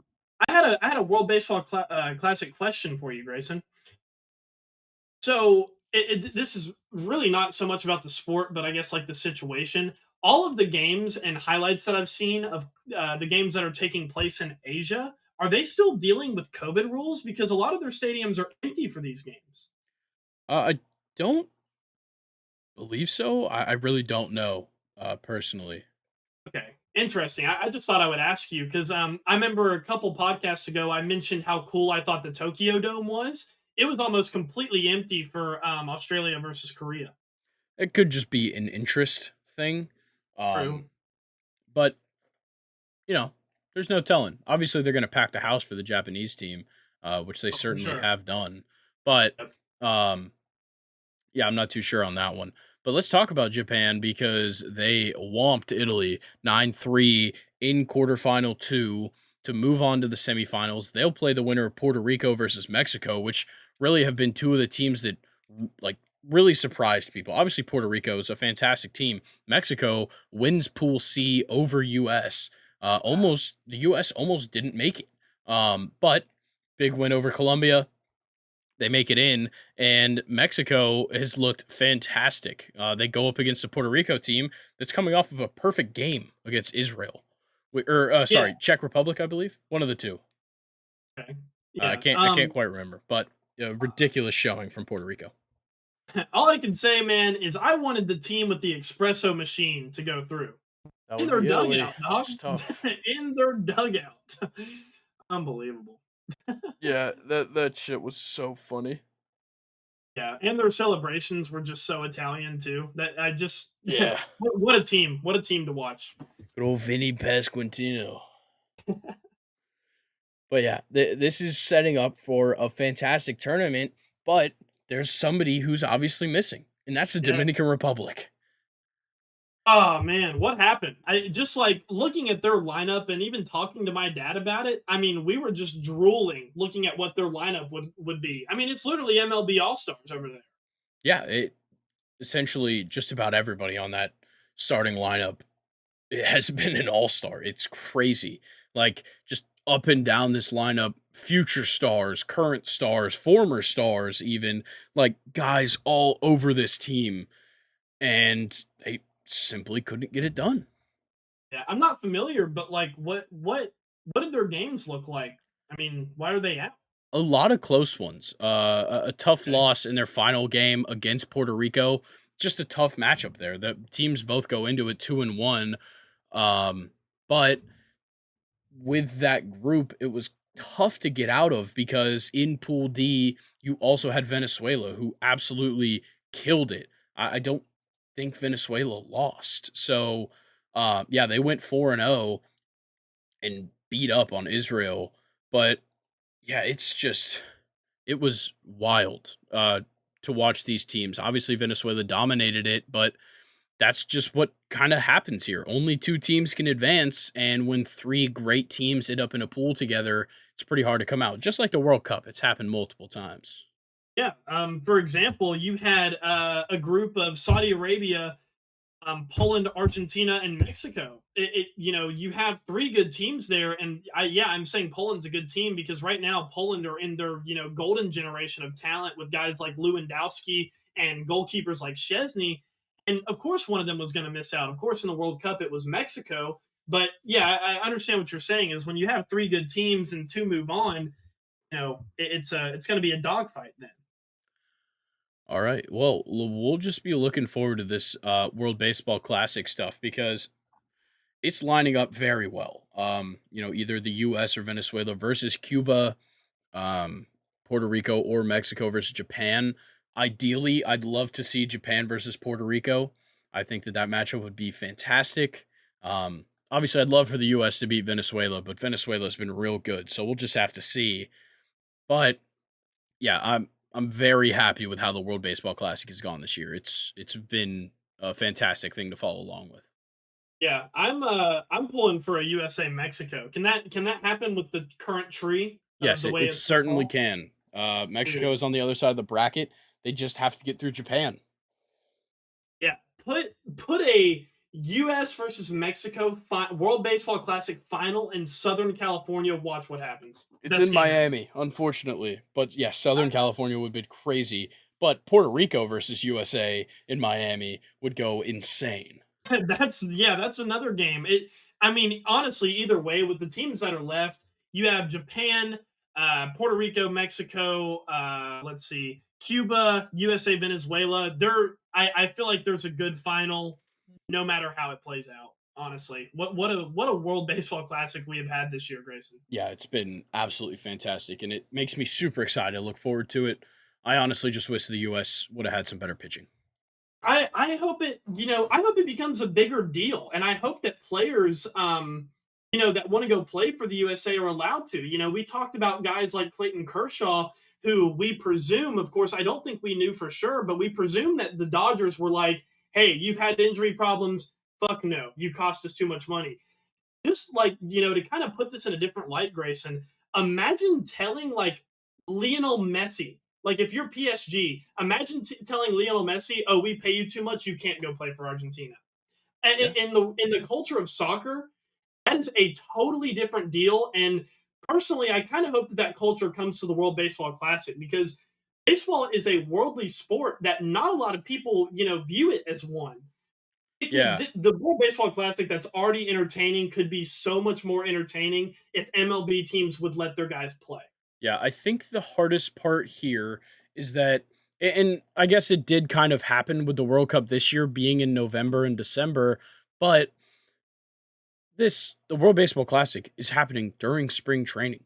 Like pitchers and catchers reported, and then about a month later, less than a month later, um, World Baseball Classic rosters were meeting. So it makes it pretty tough, especially because a lot of these pitchers they use spring training as their way to reacclimate themselves and get back with the team, get back with their catchers, and you don't get that when you go and play in the World Baseball Classic. So it makes it pretty tough. So I understand the idea there, and also of course the injury risk. I don't know if you saw this, but Edwin Diaz, probably the best closer in the MLB right now, he hurt his patella, and it's likely he's going to be out for the season because he was Oh celebrating wow. and hurt his knee. Unbelievable. That's a big shame there. Yeah. So look, things can happen. Craziest things can happen. But Yeah, I love the World Baseball Classic, and I would love for people to, you know, really take it seriously in the future. for sure. And I know we need to move on, but just one more thing that I wanted to bring up, kind of going off of the whole pitchers things. It's just as a non-baseball fan, it's very interesting to me of how structured like pitchers have to be in their rhythm to avoid injury. Like I get it, the World Baseball Classic, it's timing, it's right during spring break, and for pitchers and their rhythm and their recovery and pitch count, it is so tedious. I feel like for pitchers to really rest themselves, to train well, and to recover their arms, ice their elbows and stuff. So I understand, but as a non-baseball fan, going back to my point, it's just really interesting how pitchers have to really, really prepare and be on a good schedule to be effective. Yeah, it's a big deal. Um, let's go ahead and talk about the Champions League, though, because we had quite the week, honestly. It was a pretty entertaining week. So we'll just start it off with the obvious one here. Manchester City. Oh my God. Did they beat the shit out of Leipzig? 7-0 to advance 8-1 on aggregate. Five of those goals coming from one ugly little fucker, Erling Holland. He is an ugly son of a bitch, isn't he? But damn, can that Norwegian play soccer? 5 goals. 5 goals, Grayson. Since the Champions League begun in 1992, of course, there was the European Cup before that, which, stems back to like the 50s, I believe. But I have a question for you. There have been three players that have scored 5 goals in the Champions League since, its creation in 1992. Do you know who the other two are? Um, were they strikers? One of them, Thierry Henry. no. Um, That's your only guess. uh, One of them is one of the best players who in the world, and he did it against Bayern Leverkusen. was it Messi? It was Messi. Okay. We'll Makes never get sense. the third guy. So I'm just going to go ahead and No? tell you it was Luis Adriano, the Brazilian Really? striker who, yeah, was with Shakhtar Donetsk at the time. I don't even know the team that he, thrashed, but yeah, Holland, Messi, and Luis Adriano are the only three players to have scored 5 goals in the UCL since 1992. Holland joins as the 13th player to ever do it in the history of European Cups. Wow. So, what an amazing feat for a young player who's still got, I mean, years upon years left in the tank. But Yeah. anyway, kind of going back to this game, I'm very disappointed in Leipzig. As a Chelsea fan who watched the first leg of this game, Leipzig, in the second half of the first leg, were really giving Manchester City a run for their money. Of course, it was in front of a loud German, Bundesliga crowd, which are always going to be hard to play in front of. But Leipzig, man, you're one of the top teams in Germany. I know it's Manchester City, but you got to do better than 7-0. Come on. Yeah, that is brutal. And obviously, the 5 goals from Holland is crazy. But look, the defense in general for Leipzig was struggling the whole match. And look, it starts central defensive mid, kind of playing a little bit more center mid, though. Campbell struggled, a 4.9 rating. Henriks, right back, a 4.0. Orban, one of the best defenders, really the best defender on this team, one of the best defenders in Germany right now, a 4.7 rating, and then their other center back Gvardiol 4.5. Just a huge struggle from the defense, obviously, but they couldn't attack either. Yeah, I wanted to point out that Garvodial is a guy who he probably will move to a big team for like $90 million soon. So you'd obviously like to see a better performance out of your young. I think he's Hungarian defender there, but this is unfortunately this is the kind of shit that we expect from Manchester City with midfielders like De Bruyne, Bernardo Silva, Ike Gundogan, who seems to get better with age, and Rodri, and a striker like Holland up there, in front of them all. I mean, come on. It's going to be hard to defend, but if you're a team like Leipzig with talented players in your own right, you have to play better and at least score a goal. Come on. Yeah, and shout out to one of the guys that when we did our preview for the restart of the Premier League after the World Cup, said this guy was going to be good. Manuel Akanji had 2 assists in this match from the center back position. Wow. Wow. Huge. And 87% on accurate passes with 87 out of 100. Just a fantastic game for the guy. He even 3 shots on goal for Manuel Akanji. Everybody was shooting against Leipzig, man. Yeah, it was like fucking practice out there. Yeah, it really was. But yeah, this game was absolutely insane, and Manchester City moves on to the quarterfinals, somewhere that they're really no stranger to. Yes, but they're haunted in the Champions League, man. No matter how good they've been with Pep, they have still never won this competition, and I don't think they're going to do it this year either. To be honest with you. Yeah, we'll see. I don't know. We'll talk about that in our potential matchups, though. Let's talk Yeah, for sure.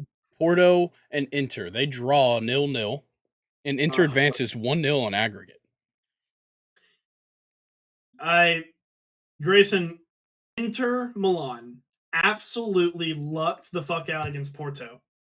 Porto, very underrated team in the past couple of years. They have enormously and immensely competed in the Champions League the past couple of years, I feel like. And Estadio do Dragão, that was a very bad pronunciation. But anyway, Porto's home stadium is once again kind of like Leipzig, and maybe even more so than Leipzig, not an easy place to play.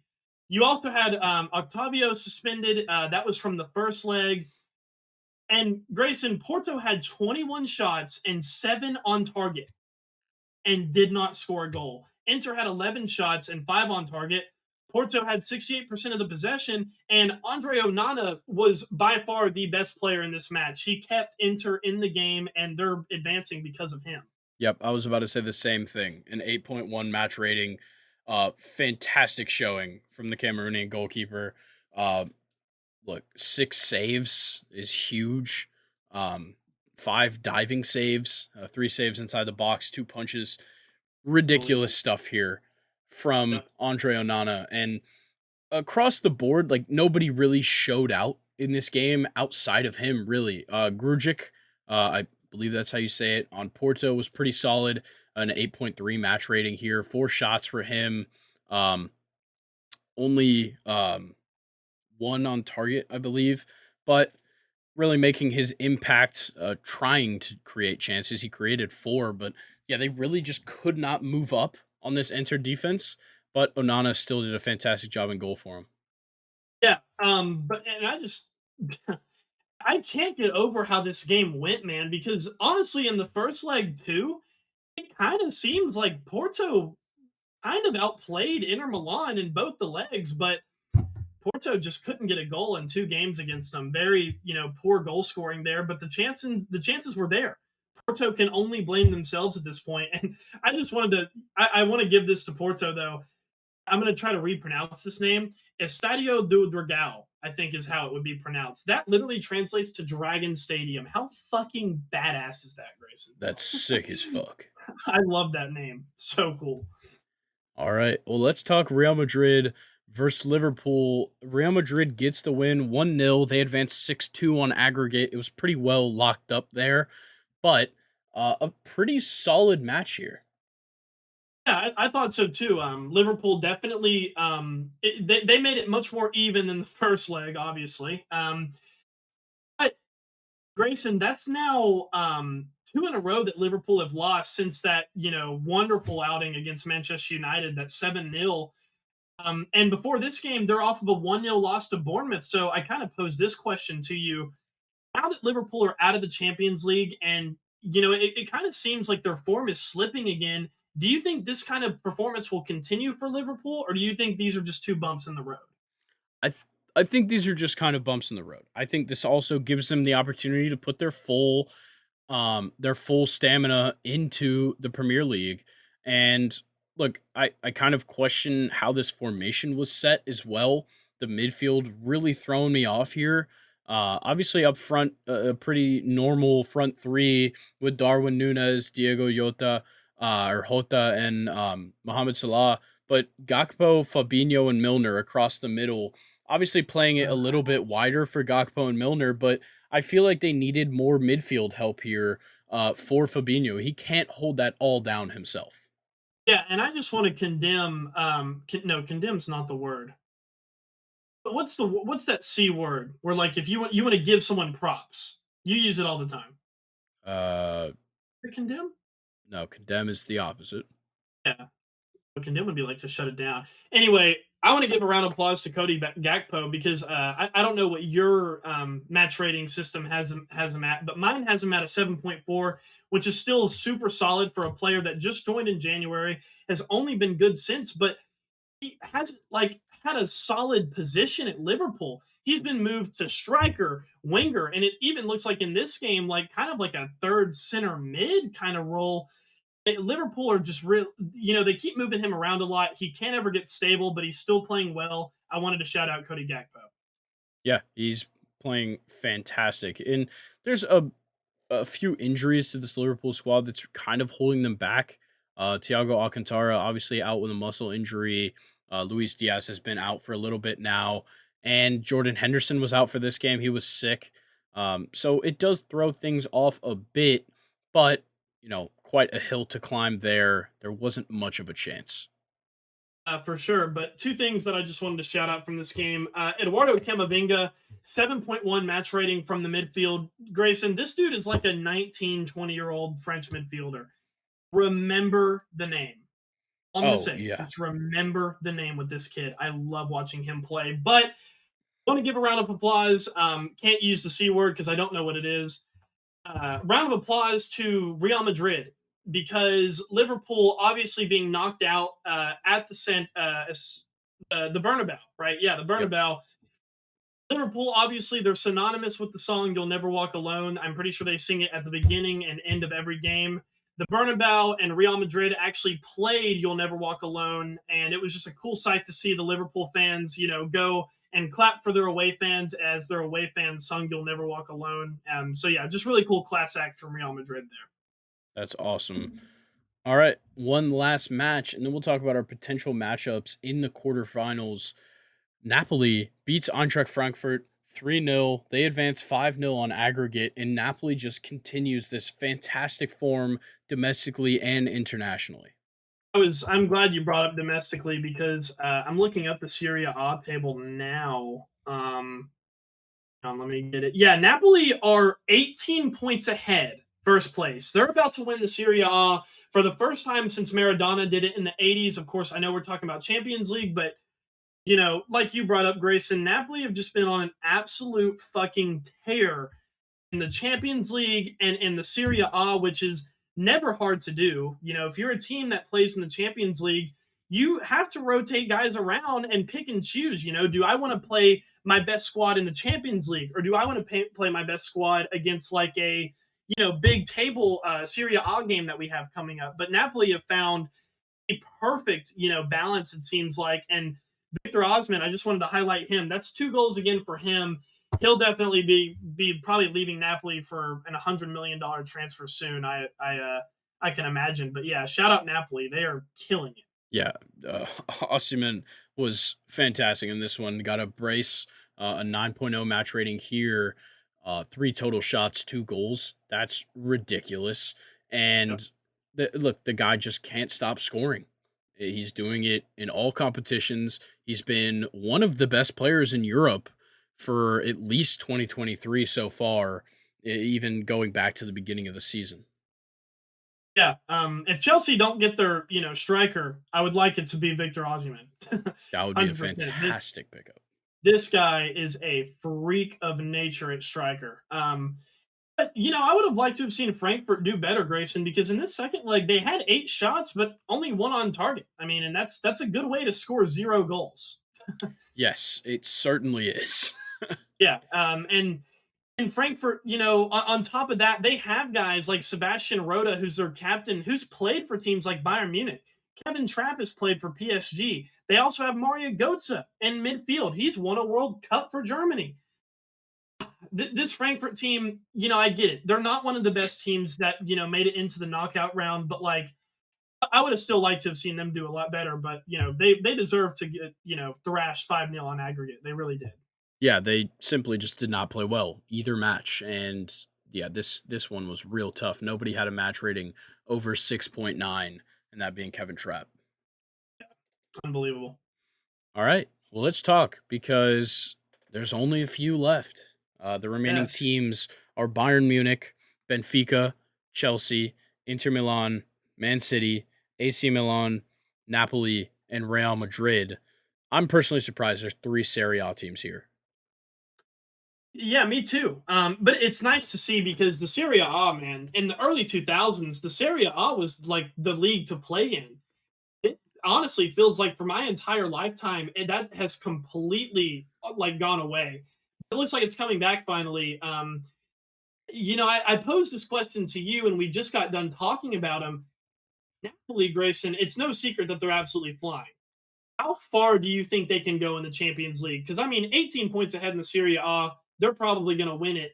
How far do you think that this talented Napoli team can go in the UCL?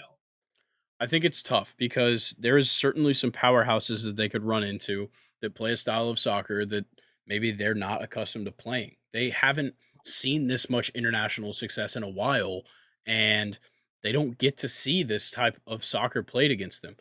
Their route through this has been not easy, of course not. It's the Champions League, but I don't know. With Napoli, it's interesting because like you're coming off the win against Eintracht Frankfurt, and I blanking on who their group was, but That's a joke. um, it really hasn't been too crazy when it comes down to competition wise.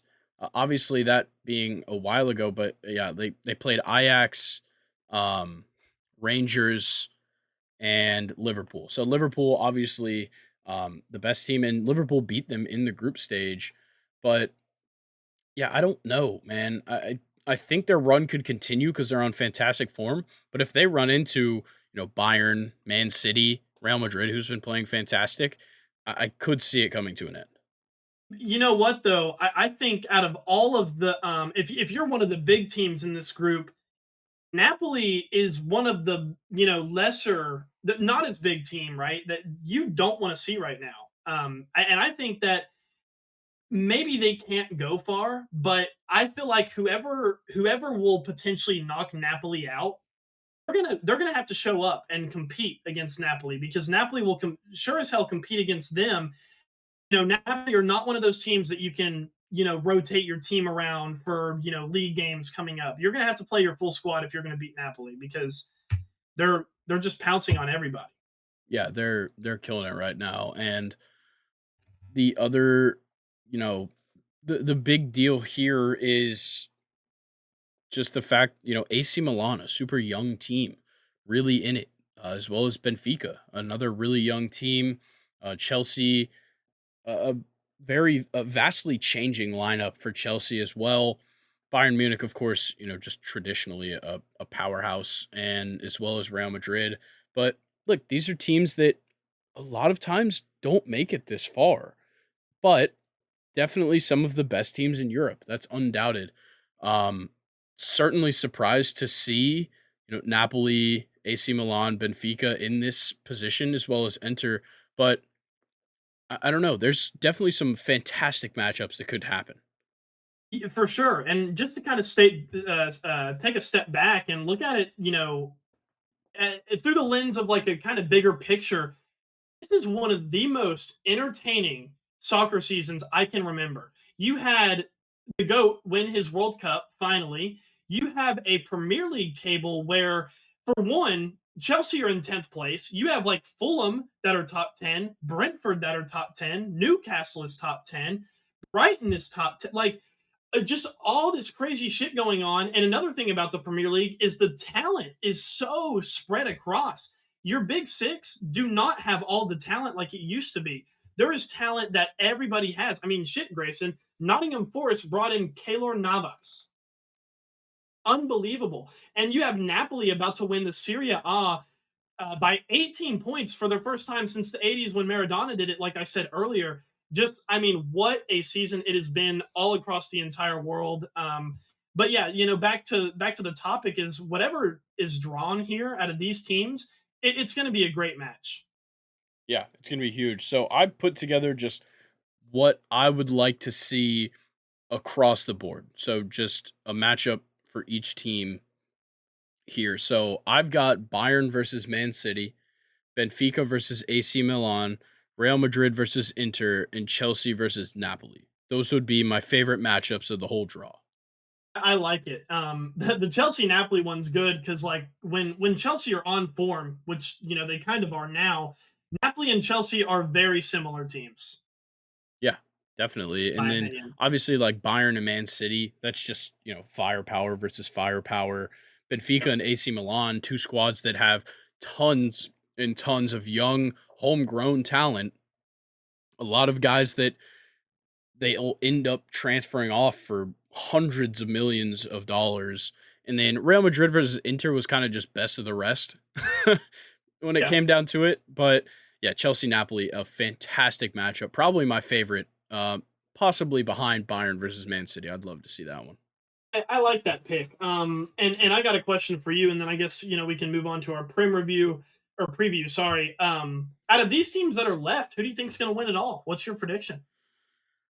Whew. Look, Man City looks great, but we've talked about how they've been pretty bad late into the Champions League. I like Real Madrid. I like Bayern. I, I don't know. I think there could definitely be like Napoli could surprise the world and win it. They certainly are on the form, but can they hold it up is the problem here. I feel like I'm gonna go Man City. I think they're gonna flip the script on us. I think Real Madrid will win it. They're going to go back to back this year. And I'm just going off of they took a Liverpool team with a healthy Van Dyke and just said we don't care and we're going to score anyway.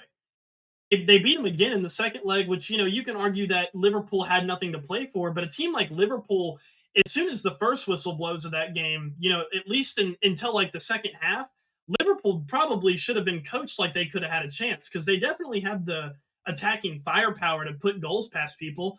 7-0 versus Manchester United, but Real Madrid just look the most solid. They have the most depth to rotate their team around for La Liga and the Champions League. I'm going to go Real Madrid. All right. Let's talk about the Prem then. There's a few teams off this weekend. I realized that when I started looking at everything that not all of the top teams are really playing this week. I think Manchester City is off. Manchester United's off. I believe Newcastle is playing this weekend. Liverpool might be off. Is probably who I'm thinking of. Yes, Liverpool is off as well, and a few others. I was very surprised by it. I'm not quite sure why, but still a few good matchups here this weekend. Yeah, no, I'm excited to get into it, man. All right, well let's just start it off. Nottingham Forest versus Newcastle, actually being played on Friday at 4 p.m. Eastern time. This is a fantastic matchup, and you might be like, "Why? Nottingham Forest sucks." Well, Newcastle is on pretty brutal form. They did get the win over Wolves last week, but like it's looked really bad here, and they really need a win. Speaking of needing a win, Nottingham Forest, they're only 2 points out of the relegation zone, though they're in 14th. It's not going to be hard for them to drop. And a win over Newcastle could really cement them because putting them at 27 points, or sorry, putting them at 29 points with the way it stands right now would put them all the way up into 12th place from 14th. Wow. So it's super tight here at the bottom. Like there's only a 5 point difference from 12th to 20th. So a whole lot of things can happen here at the bottom of the table. A ton of guys can shift. I think Nottingham Forest is good or okay, they have the potential to be good enough, but they just concede too many goals. Yeah, and I think I've kind of given up on Nottingham Forest. Of course, they're like an enigma in the league because they're 14th. They can't get results, but they have talents like Andre Ayew, who I want to say that Ayew, because there's multiple Ayus. He was the captain of Ghana. Since his signing in January, he's only averaged a 6.4. 6.5 if you round it, want to be generous there, but why be generous to someone who can't show up? Andre Shelby has plenty of Prem experience. He's not the best player in the world, but he's still a guy that he's been around enough. He knows what the league is like. You have Felipe and Renan Lodi, both from Atletico Madrid, amazing players there that are both playing well, but, they're not getting results. And then probably the best player on their team as far as match rating goes, Serge Aurier, who's played for teams like PSG in his career. And then, of course, Keylor Navas. It's getting to the point, Grayson, where it's no excuses for Nottingham Forest. These new signings should have already settled in now. It's been over a month, and they haven't won a game since Keylor Navas' debut on February 5th. On the other side of the pitch, you have a team, Newcastle, who struggling in form, did get a 3-1 win over Wolves, which you mentioned. I think it was it 3-1. Sorry, which one? I can't remember the Newcastle's last game. It was 2-1, 2-1 Newcastle. 2-1 win over Wolves. Okay, but Newcastle are in a great spot here because of course their form is really bad, but they have a game this weekend where they can kind of take a break of having to play Manchester United, Tottenham, Manchester United twice actually, Tottenham once, Manchester City. Newcastle been fucked as far as scheduling goes, but they can finally chill out and maybe play well against Nottingham Forest. I don't know. Score prediction. I'm just going to go 2-0 Newcastle. I don't think Nottingham Forest will show out here. Yeah, Nottingham Forest has really struggled. They haven't won a match in 5, they haven't kept a clean sheet in 5, and they only score zero 0.8 goals per game.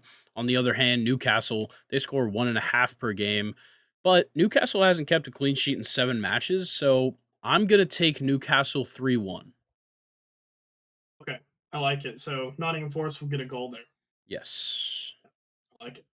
All right, let's talk Chelsea versus Everton. And once again, this is like a matchup where it's really not huge per se, but it's an important one here. So Everton right now sits in 15th. They're behind Nottingham Forest right now. They've only got 25 points. Like I just said, there's not much separation down there at the bottom. And there's the possibility that um West Ham and possibly Bournemouth both win matches this weekend and that would put Everton with a loss, that would put Everton just one spot out of relegation if they can't get any points here. So they're in a bad spot. They won their last one at Brentford or against Brentford, but they drew before that to Nottingham Forest 2-2. They lost to Arsenal 4-0. They lost to Villa 2-0 just a couple of weeks ago. And Chelsea, we've been talking about, they're on fantastic form. So this matchup is not looking favorable for Everton. Not looking favorable for Everton, but a 1-0 win against eighth place Brentford for Everton is not bad. I mean, Brentford just they've been fantastic this year, and of course they slipped up against Everton, and Everton capitalized on it, which is good. You don't want if you're a bad team, you don't want the team that you're playing, who's much better than you, to play bad and you not capitalize it. Everton need points like this. They need to make upsets, and they're going to have to make one against Chelsea because Chelsea have finally, Grayson, been picking it up offensively. The defense has stayed strong on top of the offense, gaining some speed. Chelsea haven't lost to Everton since 2006, which is a fun fact that I wanted to throw in there. Um, yeah, Chelsea have won 3 in a row. Obviously, the comeback against Dortmund, the 1-0 versus Leeds, and then the 3-1 win over Leicester City. Grayson, how good is Enzo Fernandez? He's fantastic. He Is really is. absolutely fantastic. His that little scoop pass to Kai Havertz, man. Oh my gosh. Wet dream after wet dream over that one. I mean, finally Chelsea are looking like we should offensively with the talent that we have. I think Chelsea will really show out against Everton. I'm going to go 4-0. Wow. I do want to talk about the inactives list though for Chelsea because it is still quite a problem here. Yeah. Mason Mount is going to be out for a couple of days with a hip injury. N'Golo Kante is still not quite ready. Eduard Mendy's still out, most likely with a broken finger. Azpilicueta's been out for a while with this concussion. He's still doubtful for this one. Aubameyang's doubtful. Raheem Sterling's doubtful. And Reece James still hasn't coming back. Obviously, Thiago Silva's out of the lineup. This throws this Chelsea lineup off a ton. But what they've got going for them is that Everton hasn't won an away match in 11 matches. So it's at Stamford Bridge. Chelsea's going to take it, but I don't think it's just going to be as handedly as you think. I'm going to go 2-1 Chelsea. 2-1 Chelsea. I like it. All right, and then it'll bring it to our last match that we're going to talk about here. Arsenal versus Crystal Palace. This one, I just wanted to talk about Arsenal here. That's the only reason it's here. Okay. I like it. Because They're back in Arsenal, form for sure. yeah, they've they've won their last 5. It's ridiculous. They're absolutely killing it right now, and Crystal Palace is about to run into an absolute monster here. Crystal Palace haven't picked up points in their last 5. Or sorry, they have picked up points. They haven't picked up points in their last 3. A 1-0 loss to Brighton, a 1-0 loss to Man City, and a 1-0 loss to Villa in their last 3.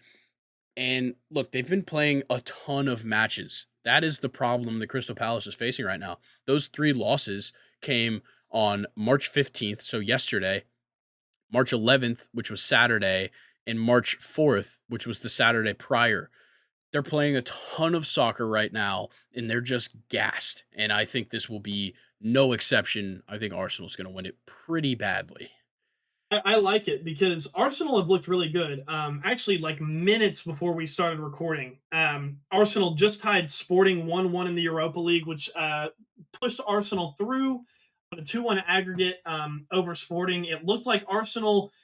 It was kind of it was a worrisome game. I'm gonna admit, Grayson, because Arsenal were playing most of their starting players, and they really couldn't get it done against Sporting. But European games, they can be tough regardless of who you're playing against. So I will give Arsenal the benefit of the doubt. But Arsenal's last Prim game, 3-0 over Fulham, kind of like Brentford, beating Fulham 3-0, in today's game, that's a big showing. That's a very, very solid outing from a team, especially, with it being a London rivalry.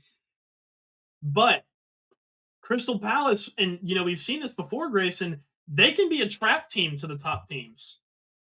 Yeah, they certainly can. Crystal Palace is definitely not short on like pretty decent talent. Just across the board. They've got some great players here. The problem is just the finishing. They simply can't finish. I don't think they're going to finish much against Arsenal, but I think this game will be a little bit closer than what people think. I'm going to go. I'm going to go 2-1 Arsenal. All right. Yeah, I think that Arsenal probably has a good chance at the shutout. Crystal Palace haven't scored in four. They haven't scored in two away matches. They're ranked 16th in goals per match, and Arsenal on the other side has kept the most clean sheets in the Premier League with 12 this season. I got a feeling it's going to be a pretty bad one. I'm going to go Arsenal 3-0 though. I like it. I like it. All right. Anything else you want to talk about with the Prem? No, I think we can move on, man. All right. Well, let's get into stake your claim, and then we will get out of here. Luke, why don't you take the floor? Because you were pretty happy with your claims, how you sounded. Yeah, yeah. Mine's not long. It's just going to be a statement, and you get to just respond to it. Okay. Okay. In the NFC Beast, hey, you have the Commanders, Cowboys, Eagles, and why am I blanking on the other team? Giants. Sorry, Right. Giants. The Commanders will be the second best team next season. They will have the second best record in this division. Okay. That is my hot take. Look, they brought in Jacoby Brissett, which is honestly kind of where this take comes from. The Commanders were a just an average team last year. I think with a much more serviceable quarterback than Heineke or Wentz, Jacoby Brissett could push them on. They could push them over the edge, and I think the Commanders will probably finish second best in that division. Yeah, I'd like it. I don't know, man. Like the Phillies still gonna be pretty good. The Cowboys are the Cowboys. And with the Giants' improvements, I think they're gonna be really good. It could happen. I just personally don't see it coming. I don't know. I think it will. I would love. I just can't wait. For the interdivision matchups between these guys because not only are they all very good now, they also hate each other's guts. That's going to be like it always has been a really awesome division to watch. Yeah. And then I'm gonna go ahead and give you mine. Mine also kind of has to do with how a team is gonna finish the season. So the Panthers will certainly improve. Obviously, they've made fantastic signings, but I think with a rookie quarterback next season, they will still miss the playoffs. It'll probably come down to like a week, like a final week of the season deal, but I think they'll miss the playoffs. Okay, that's your claim. Yeah. So I guess to kind of look at the rest of the division, who do you think will finish above the Panthers? Who's going to kick them out? Hmm. Let's see. Who are you talking to right now? It's gonna be Desmond Ritter? yeah, man. It's taking us to the promised land. Fuck it. I'm bought in. I don't care. I like it. I mean, I honestly like to flip the question back on me. I don't know who can win that division. I honestly I'm going to go bold. Giants win the NFC Beast. Commanders second. Eagles third. Cowboys last. That's going to be my hot take. Okay. I think the Eagles, they're bringing back Darius Slay, which is huge. They've lost Javon Hargrave, they've lost Miles Sanders. Who knows if Rashad Penny is going to work out for them or not? You still got your Dallas Goddard, Jalen Hurts, AJ Brown, Devonta Smith. You still got that kind of quadruple air threat there, but I could see it not coming together for the Eagles. I think they'll be hung over from the Super Bowl, All even though right. they didn't party because they didn't win. But Yeah, I get it. All right. Well, Luke, anything else you've got for the people? I think we have given the people days worth of episodes with how long we can talk. I think keeping this one short, it's the better way to go. It is. We're just about to hit the 2 hour mark, so I'm very happy. Hey, you guaranteed it before the I, episode. I was gonna make sure, man. I had to go try hard for this one. All right. Well, Luke, we'll see you next week. It's gonna do it for us. Peace. Goose.